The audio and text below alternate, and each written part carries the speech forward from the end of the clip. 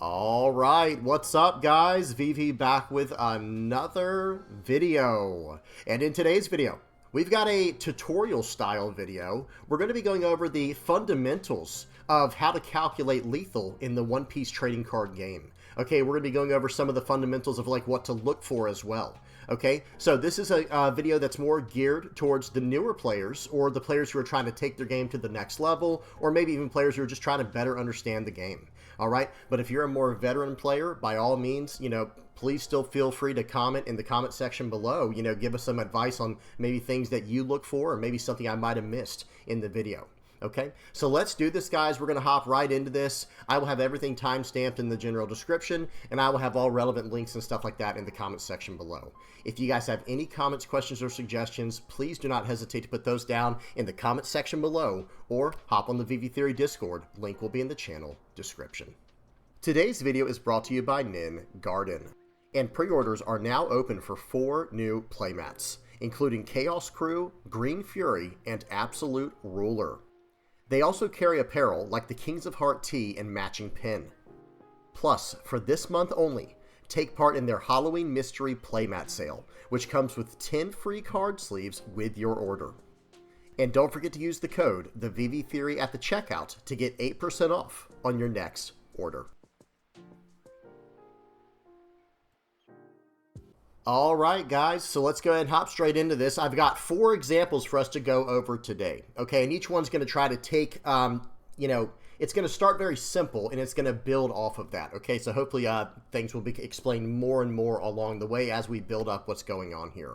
Now, one more thing I want to mention before we get started here is I have done a video on calculating lethal in the past, and I will link that in the comment section below as well for those who might be interested in checking that out. Okay, now let's do this, guys. So the very first thing we're going to look at here, this very first example, what you need to start doing, again, for the newer players out there especially, you need to analyze the board. You need to learn how to analyze the board. What are we even looking for here? So this is an example that I pulled from one of my games, and the idea is, okay, can we go for lethal here? Yes or no? How? What are we doing here? So take a second real quick, guys. Pause the video if you need to analyze the board and see what all you can come up with. What are some things you should be looking for? And then afterwards, I'm going to tell you what I think you should be looking for. Okay, again, just going to give you guys a quick second here. Pause the video if you need any extra time. But what are you looking for on this board state? Okay, here we go. So this is what I look for, okay? Whenever I'm calculating lethal, whenever I'm going for lethal, this is the things I'm taking into consideration. Now, sure, this is a very easy example, but they will get harder along the way. Okay, so in this specific example, I need to know how many cards are in my opponent's hand. Okay, in this example here, 0. There are 0 cards in my opponent's hand. Okay, how much active Dawn do they have? That would be more applicable to if there was some type of effect that a character could use on the board on my attack, or if there were cards in my opponent's hand, if they have Dawn, they might be able to activate a very powerful defensive event to get out of my attacks, right? Then I need to know how much life does my opponent have and how many blockers do they have, right? That's the things I need to know about my opponent's side of the board. Now, for my side of the board, I need to know how many attacking bodies do I have available. Okay, so and notice I have 5 on there because technically while Viola is a very small character, it's just a 0 power 2 cost character, I can load a bunch of Dawn up on Viola to attack for lethal if I need to, okay? So these are the first things I would suggest everyone learn to start picking up on when you're analyzing the game state and if you need to go for lethal or not. And again, this is a much more simple example, but they'll get more advanced as we go on. Okay, so that's the first bit of information we've gathered. What are we going to do with that? Okay, well, with that information, we can actually gather what I would call like a minimum lethal requirement. Okay, however many active bodies or attacking bodies that we have, that's this green number right here. As long as we have greater than or equal to attacking bodies to our opponent's blockers, life, and +1, then we can attack for lethal. So what does that mean? Let me break that down. So my opponent in this case has 2 blockers. This 6 cost character and this 4 cost character, they have 2 blockers. They have 1 life, and then we have to hit them 1 more time, so that's the +1. Okay, well, I have 5 attacking bodies, so I have greater than or equal to the amount of cards we just went over for my opponent. So I can technically try to go for lethal, right? No matter what, I can try to go for it and try to win the game. So In this example, that's not quite as relevant. However, that is something we can gather from what's on the board, is this minimum lethal requirement. How do we know when we can even go for lethal? Well, we have to meet this minimum lethal requirement. How many attacking bodies do we have versus how many blockers and life that our opponent has +1? Because remember, when our opponent has 0 life, we have to hit them one more time to win the game. Okay? All right. Now, just to put that into consideration, why does it matter, all those things we just said? Well, think of it like this. If we attack one time, our opponent can block. If we attack another time, our opponent can block. And if we attack a third time, our opponent can take the hit and the card goes to life. So that's 3 attacks that are just completely dismissed. They're completely negated. They're nullified. Okay, so we have to be able to attack one extra time, a 4th time, to be able to win this game, right? So that's what I mean when we were talking about the minimum lethal requirements. Okay, now let's keep going. Now in this specific example, guys, I want you guys to, try to go for lethal here, and it should be pretty straightforward, right? We're going to start off with a 7K attack. Technically not the most optimal attack we could have gone for. We probably should have gone for something like a 5K attack with our leader first, right? However, we have plenty of good attacks on the board, and we even have the extra attack, so we're just going to poke in for 5, see what our opponent does. Now, in this situation here, they actually got a trigger that allowed them to search for a card. Now, information is a very important thing in this game, because here's what they showed me with that attack, or with that event. They actually searched up this card, Venus Juro. Okay, well now we know they have a 1K counter in hand, and that's it. So now instead of attacking for a 5K minimum to get through, we could just attack for 6K and get through no matter what, right? Because if we attack for 6K right now, well, they only have a 1K counter in hand, and we know that because they revealed it in the event. So we can swing for 6, it's going to go through, or they have to, they have to block, in other words. Okay, so what are we going to do? We're going to attack for 7. Now, what's this, guys? They block with the War Curie card here. That's going to draw them another card. Okay, now things are starting to get complicated. Now they have a potential 3,000 power in their hand. We don't know what the second card is they drew, but it could be a 2K counter. But now we know that if we attack for 8,000, we're going to be able to get through with each attack. Now, I swing for 9,000 here because typically speaking, you would not know both cards in your opponent's hand. In this case, I know only one of them, but typically speaking, you would not know the cards in your opponent's hand. We were able to see it from a search. So I'm going to swing for 9,000 just because it's a good habit to get into, swinging 2 or 4 over whatever your opponent's power is. We'll talk about that more as we get later into the video. So we're going to swing it for 9. I know they can't counter out of it with what's in their hand, so they have to give me the next blocker, and then I'm going to swing in for 9,000 more, and they can't survive. Okay, so that was the first thing I want to go over with you guys. The first thing I really want to mention is like realizing just minimum lethal on the board. There's no reason for us to extend this game out any further. We can just attack in, beat our opponent down, and just clean this up and move on to our next game, right? So that was the first example. Now, don't worry, guys. They get much more complicated. Okay, so all the way back to square one, guys. Analyze the board state. What can you come up with? What can you guys come up with from just what we see on the board here? 4 cards in hand. They have no Dawn active, but they've got 2 blockers and a life. How many attacking bodies do we have? We only have 4. Okay, so this is a very specific situation here where we need to... Now, let me mention one other thing. So in the previous game we just looked at, in this game right here, we were very much in control of this game. It didn't really look like we were going to lose under any circumstance. So we just attacked through for lethal because we actually had it calculated with what was on the board. We were able to calculate all the numbers very, very easily. Now, this was a very simple example where we were in the driver's seat. This second example here is not the same. Okay, we are actually at a position here where we might lose the game next turn. Now, sometimes what will happen in the game of One Piece is you just have to go all out. You just have to attack through and just go for lethal because you just don't have any other choice. You're not going to survive on your next turn. This is that specific example here. So, we've analyzed the board. My opponent has 4 cards in their hand. Now, they have no Dawn active. So each one of those cards, the most potential counter that they could have in their hand is if they were all 2K counters. Okay? So that's 8,000 power altogether. So here's what we're going to do. Actually, let me ask you guys. I'll give you guys some time to think about it. How would you approach this turn right here? How would you swing for lethal? Maybe pause, run through the entire example in your mind, and then unpause and see what I go through. Okay? So here we go again, guys. We're going to see what happens here. I'm going to start off with a 12,000 power attack. Why? 12K in this specific situation, if they had all 2K counters in their hand, which is extremely unlikely, if they had every card in their hand as a 2K counter, this 12K would take every one of them to save it. If that's the case, then we can change things around, right? All the cards would be gone in their hand. I could use my Edward Newgate on the board here. He has a activate main effect to KO one of these characters, and it will actually... It's a little bit complicated, but one of the Kashiros can save the other one, but then we have Divine Departure in hand to deal with the other one, if that makes sense. I know that's a little bit clumsy, guys, kind of hard to explain, but we have a way to get around both blockers. So if we swing for 12 here and they fully counter out, we still don't lose on the spot. We still have a chance, because then they have 0 cards in hand. We use Newgate to take care of one blocker, and then we use the Divine Departure to take care of the next blocker. Now we still have 2 attacks, and this Divine Departure costs 6 Dawn altogether to use that special main effect that event has. So we'd have 4 Dawn left. We could swing 8 afterwards and then 9, right? However, my opponent doesn't do that. Let's see what they do instead. They're going to block. So immediately I'm starting to think, okay, they probably don't have nothing but 2K counters in hand, because if they did, they probably could try to survive in that way, you know, not knowing what's in my hand, not knowing I have any extra removal. They could have tried to get out of that attack. Either way, my opponent chooses to block. That's an interesting idea there. I would almost have recommended they take the hit, because then they go to 5 cards in hand and they can have extra options to counter out of my next attack. But that's okay. So now 1 blocker's down. So now what are we going to do? We're actually going to use our Edward Newgate to deal with the other blocker. Okay, let's get this blocker out of my way. And now I have 2 attacks that have to get through.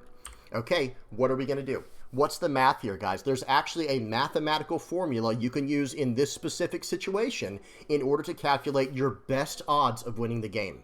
Okay? And here it is. I call it a forced lethal split, right? Now, in this specific example, we only have 2 attacking bodies. That's what the AB stands for. AB is 2 attacking bodies. AP stands for, you know, accumulated power on the board that we can still attack with, right? Like, so in this case, we have an 8,000 power Rayleigh and a 5,000 power Shanks. That's all we have left to attack with. So it's your added power or all of the power on the board. And in that case, it's 13,000. And then all of your active Dawn, which is 10. So that's 10,000 extra power. So here's what that looks like. 13,000 power. That's for the 8,000 Rayleigh and the 5,000 Shanks. And then 10,000 power from Dawn. Now we would divide that by the amount of attacking bodies we have. We only have 2 attacking bodies left. Both have to go through. Well, 23, that's, you know, 13K plus 10K is 23, divided by 2 equals 11.5. Okay, well, we can't cut our Dawn in half in that way, right? So in other words, one character is going to have to attack for 11, and the other is going to have to attack for 12. Okay, and let's see what happens here. We're going to swing for 11 with our leader, and watch this, guys. They take the hit. They were not able to get out of it. They had a 0 cost 3K in hand and then 2 1Ks. So they could have gone plus 5,000, but my next attack was coming in for 12,000. They would have had to get out. I don't know how they could have gotten out of that one, guys. It was a really tough situation. But either way, they did not have the math for it to get out of it. And here's the thing. In some situations, they will, guys. So don't be upset if you try to use this method and your opponent does have the counter. This is meant to be a last resort method. Like I said, if you're forced to do lethal and you have to split your Dawn the best way you can, this is the formula right here, guys. You add all of your attacking power that's on the board that's still left to attack, plus all of your active Dawn, and then you divide it by however many attacking bodies you had on the board, and every time it will come up with a specific, you know, answer, and you can swing in that way. Okay, so there's forced lethal splits there, guys. Now, in this case, like I said, my opponent did not have the counter to get out of it, which they could have potentially, guys. Let's look at this one more time. Remember, if they had all 2K counters in their hand, that would be 8,000 power plus the 5,000. They would have gotten out of that attack and gone to 13K, and I lose the game pretty much on the spot, right? However, in this situation here, in this exact example, they did not have the counter power, so we were able to break through. Okay, let's move on to the next one. We got 2 other examples here, guys. Now, this one right here, again, take some time, analyze the board state. What information can we gather? What kind of relevant information can we gather in this situation?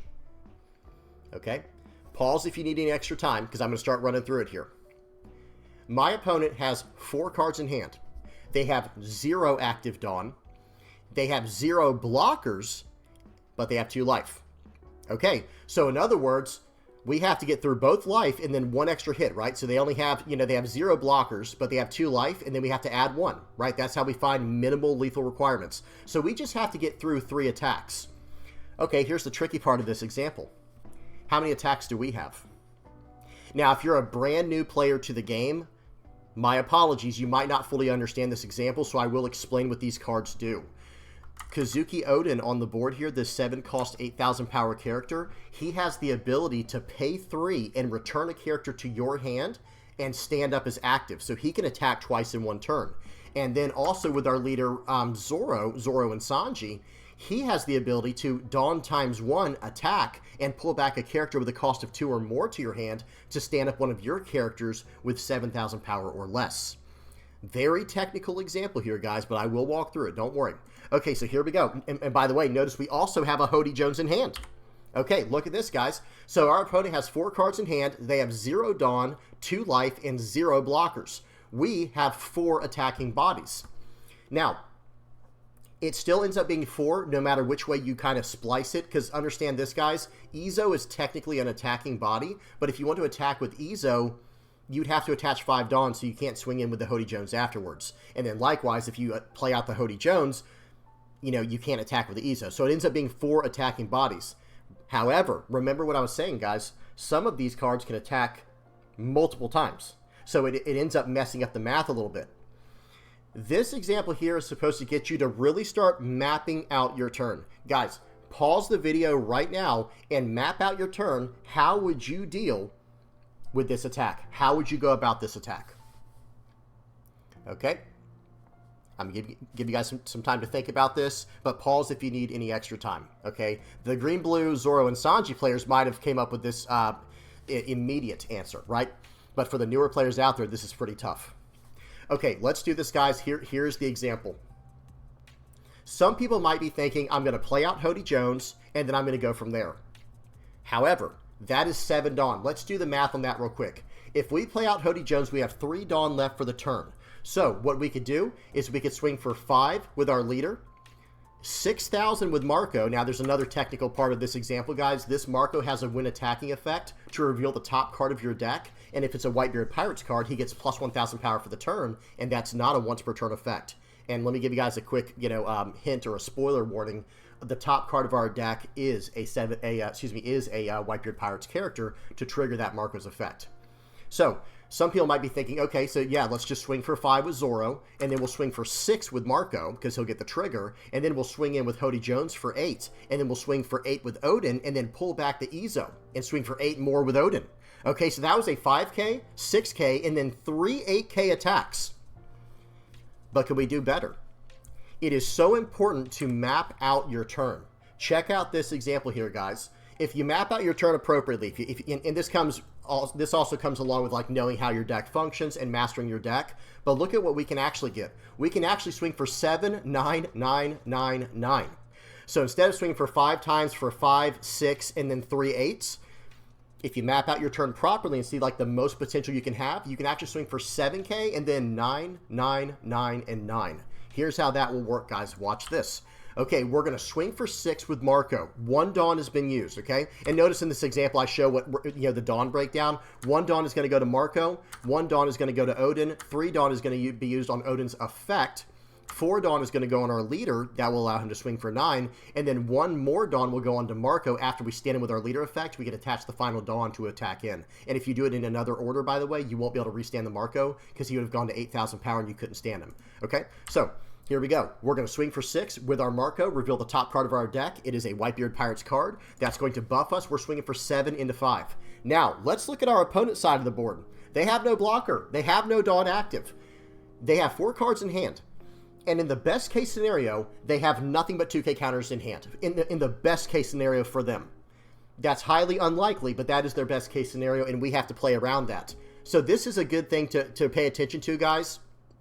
I didn't make a specific slide for this, but anytime you're attacking into your opponent's leader in the game of One Piece, the best way to attack into them, there are some specific examples where it might not be the case, but generally speaking, you need to either swing for exact power into your opponent's power or 2k over, okay? So in other words, my opponent's leader is at 5,000 power. So the best situation here is to either swing for 5 or swing for 7, or of course more than that, right? But anytime you're swinging for 2k over your opponent's leader, you're going to get the best results from it. Because look at this, guys. If I swing for 5, it takes 1 card from hand. If I swing for 6, it still just takes 1 card from hand if they have a 2K counter. But if I swing for 7, it will take 2 cards out of their hand minimum, right? Or they have to take the hit.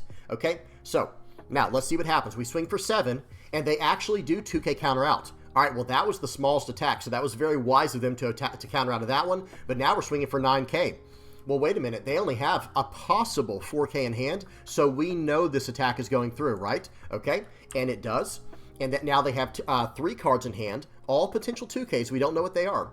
We're going to use our Odin's effect we're going to pay 3 and return the Ezo back to our hand to restand Odin and swing for 9 more. If they can get out of this, guys, it would take all 3 cards in their hand. Okay, and then we could go for lethal on the next attack. So watch this. Now we're going to swing for 9,000 with our leader, and now my opponent does cut me short here, but I was going to pull back the Odin to restand my my Marco to attack for more. But let's see what happens. They do not have enough, guys. Notice what their hand was. They had a Stussy, a 1 cost 3K. Now remember, if they had 1 Dawn active, that would have changed the math entirely. And then they had 2 bricks, the 9 cost Stussy and the 10 cost 5 Elders. Okay, so again, guys, this attack here, my turn was interrupted, but I was going to pull back the Odin with my leader's effect to restand the Marco because he's still a 7,000 power attacker. And when I put the last Dawn on him to attack for the final attack, that was going to buff him an additional 1,000 from the Odin being on top of, or excuse me, from the Jozu being on top of my deck, and I was swinging for 9,000 more. Okay, so again, guys, map out your turns. Take some time to learn how to map your turns out, and each turn is different per the deck you're playing. Okay, now, we have one more example here, guys. We have a really, really interesting board state here, guys. We have a really, really complicated board state, okay? Take some time to analyze it. What would you do in this specific situation? This example kind of is going to, hopefully it answers a few things, but especially when should I attack with my blockers? Because I have seen that question before, you know, when do you attack with your blockers? When should you attack with your blockers? Okay? So be sure to pause and analyze the board state. Use our method, right? Hand, Dawn, life, board, okay? Or blockers. What 4 things can we gather from our opponent's side of the board? From their hand, their Dawn, their life, and their blockers. And then, how many attacks do we have? Okay? Take some time to think about it. And pause if you need any extra time. Now, this is what that looks like. My opponent has 6 cards in hand. They have 4 active Dawn. They have 1 life, and they have a blocker. That Edward Newgate is a 10 cost 12K blocker. However, how many attacking bodies do we have? We have 7. We have 7 attacking bodies. We have 5 characters on the board. We have our leader's attack, and we have an 8 cost dragon in our hand for the 7th attack, right, guys?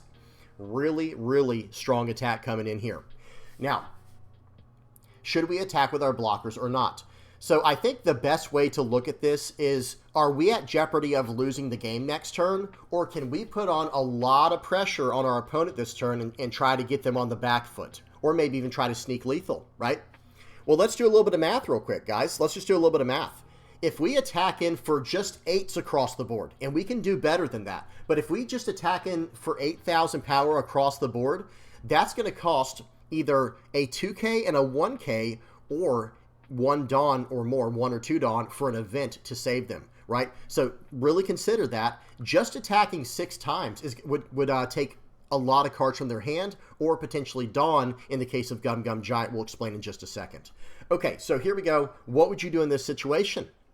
What would you guys do in this situation? We have an absolutely incredible board state. We're not in any jeopardy of losing next turn. We have 4 life. We have 4 life. They can't even attack in to take us out next turn. If we look at their minimum potential lethal, they can't go for lethal next turn. Even if they have a rush character, we have 4 life. They'd have to attack a 5th time. Okay, so what would you guys do in this situation? Okay, here we go. Let's see what we do in this example.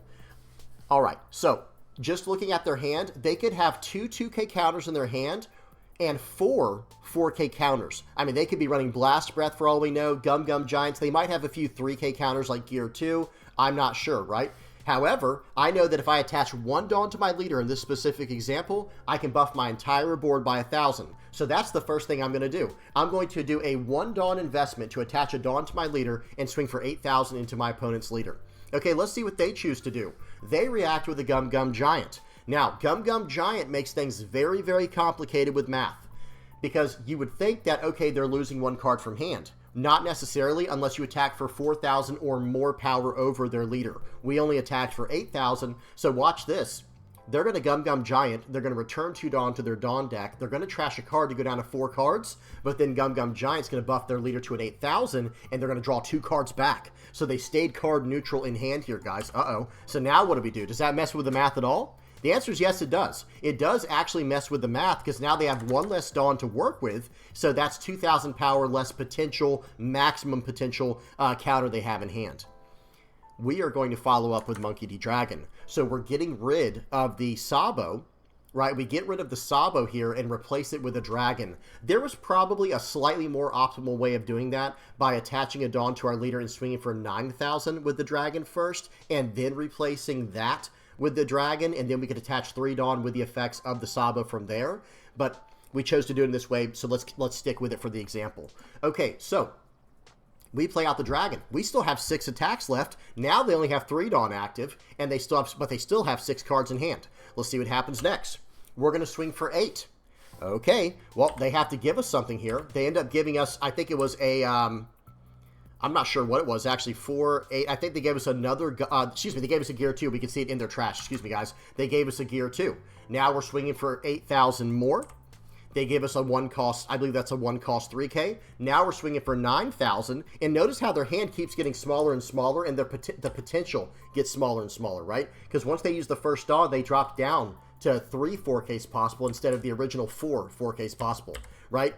So their potential keeps going down further and further. And as we keep pressing this attack, their hand size keeps dropping down. Okay, so they used a gear 2, then they used a 1 cost 3K. That's I think that's from OP 12 or 13. I can't remember, guys, that new 1 cost event there. And then they're able to get out of that. Yeah, excuse me, I think that was a 1 cost 3K, and they had to use a 2K counter to get out of the 9K attack. So they went up to 9 and then up to 11 from that attack there. Now we're coming in for 9,000 more. They're going to give us the blocker now. They only have a potential 6K counter left in hand, right? Now we're going to swing in for 8K more. They take the hit. They do get a trigger to get extra Dawn as active. And then watch this. All they had was a Thunder Bagua in hand, and we were swinging 11 into 6. So they could not get out of that one, guys. They were not able to get out of that one. Good game to all my opponents, of course. These are from previous games I played in the past. But hopefully this helps you guys understand Lethal a little bit. Just to kind of recap now, there were specific things to really focus on through each one of these. I'm going to start from the very beginning, guys. My apologies, I got to go through it like this. This first one here was, I really want people to understand minimum lethal requirements. Understanding how many attacks do I even need to get through to even try to attempt lethal. That was the main idea behind example 1. And in this case, like I said, how many attacking bodies do I have? And is it greater than or equal to the amount of blockers and life that my opponent has plus 1? Okay, if that's the case, then you can go for lethal. And here's that little, example there. Now, going into the second example, the big takeaway I hope people get from this one is, whereas I had it on the screen there. Whoops.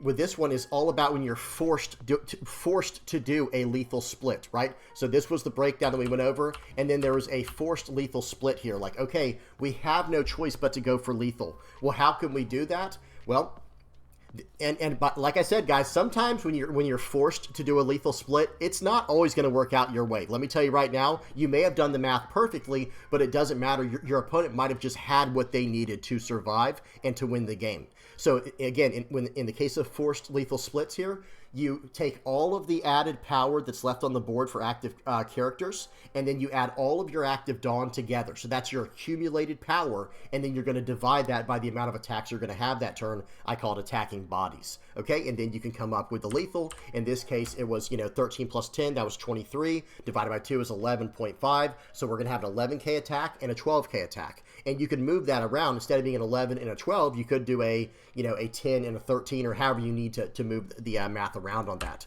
Okay, and that ended up working out in this example. And then in the third example here, this one here was all about mapping out your turn. It's one thing to analyze the board, but now how do I optimize my turn to play around that? And in this case, this was a solid case, you know, for Green, Blue, Zoro, and Sanji. Not many decks will have this potential to swing like this, obviously. But once you map your turn out, you really know what your deck, and when you really know what your deck can do, that's when you can start sneaking lethal attacks on people when they don't even see it coming.